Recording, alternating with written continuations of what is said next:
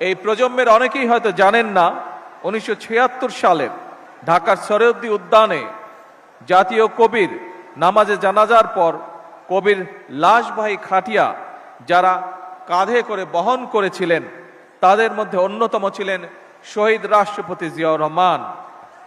আমাদের জাতির শ্রেষ্ঠ সন্তানদের যদি আমরা গভীর শ্রদ্ধায় স্মরণ কিংবা বরণ করতে না পারি, এটি তাদের নয় বরং জাতি হিসাবে আমাদেরই দৈন্যতা প্রকাশ পায়। এ প্রজন্মের অনেকেই হয়তো জানেন না, এই প্রজন্মের অনেকেই হয়তো জানেন না 1976 সালের ঢাকার সরোয়ার্দী উদ্যানে জাতীয় কবির নামাজে জানাজার পর কবির লাশবাহী খাটিয়া যারা কাঁধে করে বহন করেছিলেন, তাদের মধ্যে অন্যতম ছিলেন শহীদ রাষ্ট্রপতি জিয়াউর রহমান। 1979 সালের 25শে মে জাতীয় কবির জন্ম জয়ন্তী উপলক্ষে ঢাকার ফার্মগেট থেকে ঢাকা বিশ্ববিদ্যালয় কবির মাজার পর্যন্ত অনুষ্ঠিত একটি র্যালিতেও অংশ নিয়েছিলেন শহীদ রাষ্ট্রপতি জিয়াউর রহমান। প্রিয় উপস্থিতিবৃন্দ, 30 সালে জাতীয় কাজী নজরুল ইসলাম বিশ্ববিদ্যালয় প্রতিষ্ঠা করেছিলেন দেশনেত্রী বেগম খালেদা জিয়া। এভাবে জাতির কবির প্রতি সর্বোচ্চ শ্রদ্ধা এবং সম্মান প্রদর্শনের মাধ্যমে প্রমাণিত হয়েছে, কাউকে সম্মান জানালে নিজের সম্মান নষ্ট হয় না, বরং বিনয় মানুষকে মহিমান্বিত করে। আমি মনে করি এইসব কালজয়ী আদর্শ থেকে দূরে চলে যাওয়ার কারণেই বর্তমানে আমাদের সমাজে মূল্যবোধের অবক্ষয় দৃশ্যমান। সম্মানিত সুধীবৃন্দ, আমাদের জাতীয় ইতিহাসে অবিস্মরণীয় নাম কাজী নজরুল ইসলাম। পরাধীন, পর্যুদস্ত, পরাভূত জাতির ভাগ্য আকাশে তার আবির্ভাব ছিল আলোকবর্তিকার মতন। আমাদের আশা, আকাঙ্ক্ষা, স্বপ্ন, সংগ্রাম, সাহিত্য, সংস্কৃতি, ইতিহাস, ঐতিহ্য তার রচনার মধ্যে মহিমাময় সৌন্দর্য নিয়ে বাক্সময় রয়েছে। বিপ্লব, বিদ্রোহ কিংবা রণসঙ্গীত, ইসলামী তাহবিজ, তমুদ্দন কিংবা ইসলামী মূল্যবোধের গান, অথবা ভজন, কীর্তন কিংবা শ্যামা সঙ্গীত, প্রেম প্রকৃতি কিংবা মানবিক মূল্যবোধ, কৈশোরের আনন্দ কিংবা যৌবনের উন্মাদনা, প্রতিটি ক্ষেত্রেই নজরুল ইসলাম আমাদের শুদ্ধ প্রকাশ। কাজী নজরুল ইসলাম মানেই বাংলা সাহিত্যে এক নতুন ভোরের উদয়, বাংলা সাহিত্যের এক নতুন রুচির বিপ্লব।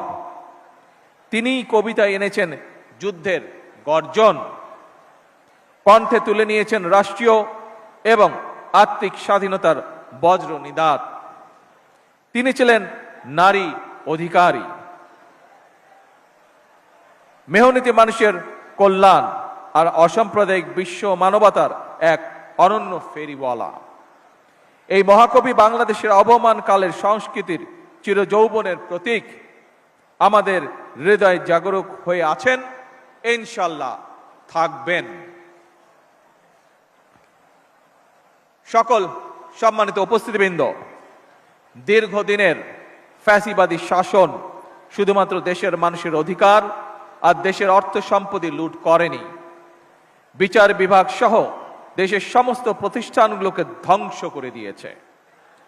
সবচেয়ে যেটি বড় ক্ষতি হয়েছে, বিশেষ করে বিতাড়িত ফ্যাসিবাদের সময় মানবতা, মানবিকতা এবং দেশের আবহমানকালের ধর্মীয় সামাজিক মূল্যবোধগুলোকে একেবারেই বিনষ্ট করে দেওয়া হয়েছে। ঢাকার মিরপুরে একটি নিষ্পাপ মেয়ের নির্মম মৃত্যুর মাধ্যমে মানুষের মানবিক মূল্যবোধের চূড়ান্ত অবক্ষয়ের চূড়ান্ত প্রমাণ মিলেছে।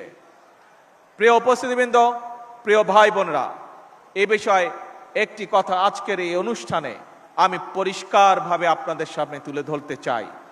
এই ধরনের শিশু নির্যাতন বা নারী নির্যাতন বর্তমান সরকার কোনোভাবেই মেনে নিবে না এবং বর্তমান সরকার রামিসার এই হত্যাকারীর সর্বোচ্চ শাস্তি ইনশাল্লাহ আগামী 1 মাসের মধ্যে নিশ্চিত করবে এবং সেই সর্বোচ্চ শাস্তি হচ্ছে মৃত্যুদণ্ড, যাতে করে ভবিষ্যতে আর কোনো ব্যক্তি মানুষ এইভাবে শিশু বা নারী নির্যাতন করার সাহস না পায়। উপস্থিত সম্মানিত সকল উপস্থিতিবৃন্দ, একটি নিরাপদ মানবিক রাষ্ট্র এবং সমাজ প্রতিষ্ঠা করতে হলে আমাদেরকে আইনের শাসন প্রতিষ্ঠা করতেই হবে। রাজনৈতিক সংস্কৃতির পরিবর্তন ঘটাতে হবে। একই সঙ্গে আমাদের জাতীয় জীবনে পুনরায় বাংলাদেশের আবহমানকালের ধর্মীয়, সামাজিক, সাংস্কৃতিক মূল্যবোধের পুনর্জীবন ঘটাতে হবে। এক্ষেত্রেও কবি কাজী নজরুল ইসলামের জীবন এবং কর্ম আমাদের জন্য প্রাসঙ্গিক। সম্মানিত সুধীবৃন্দ, কবি নজরুলের জীবন এবং কর্ম বিশ্ব সাহিত্য দরবারে আরো বেশি ছড়িয়ে দেওয়া প্রয়োজন।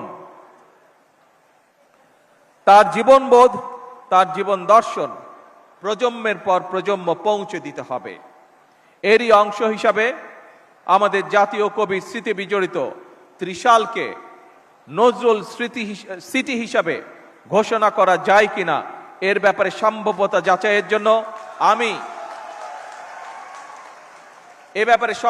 যাচাইয়ের জন্য আমি সংস্কৃতি মন্ত্রণালয় এবং পর্যটন বিভাগের প্রতি আহ্বান জানাবো।